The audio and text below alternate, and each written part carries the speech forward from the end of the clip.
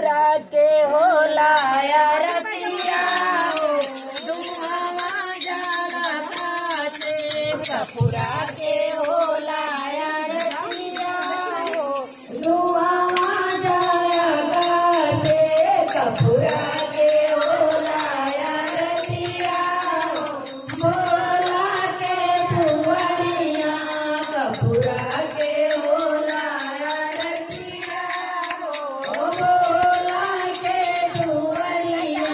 बोला के दुआरिया शिवा बोलो के दुआरिया बोला के दुआरिया शिवा बोलो के दुआरिया कपूरा के होलाया रतिया बोला के दुआरिया कपूरा के होलाया रतिया शिवा गुरु के रतिया पहिलाया रतिया तो जान होला पहिलाया रतिया तो जान होला आयो जान होला आयो जान होला आयो जान होला आयो जान होला राजा दशरथ के दुआरिया बोला के दुआरिया राजा दशरथ के आंगनवा बोला के दुआरिया कपूरा के होलाया रतिया शिव गुरु के दुआरिया कपूरा के होलाया रतिया शिव गुरु के दुआरिया गुरु के दुआरिया शिव बोला के दुआरिया गुरु के दुआरिया शिव गुरु के दुआरिया कपूरा के होलाया रतिया शिव बोला के दुआरिया कपूरा के होलाया रतिया शिव गुरु के दुआरिया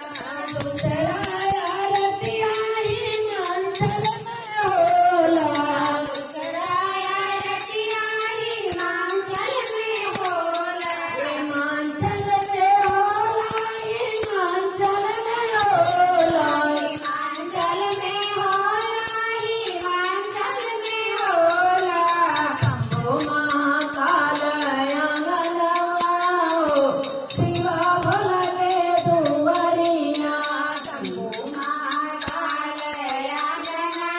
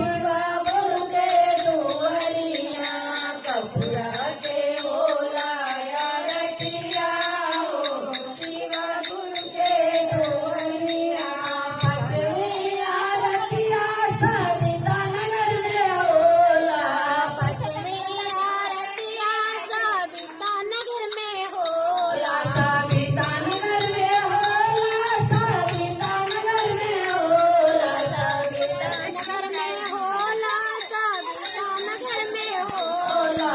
गुरु भैया के आंगनवा हो, जहाँ होला आरतिया, गुरु भैया के आंगनवा हो, जहाँ होला आरतिया, कपूरा के होला आरतिया हो, भोले बाबा के दुआरिया, कपूरा के होला आरतिया हो, भोले बाबा के दुआरिया,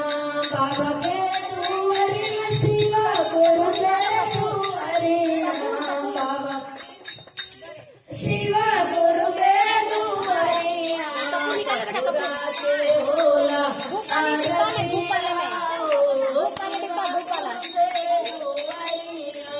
कपूरा के होला धूप वाला देखो गोरा। कर्पूर गौरम करुणावतारम संसार सारम भुजगेन्द्रहारम सदा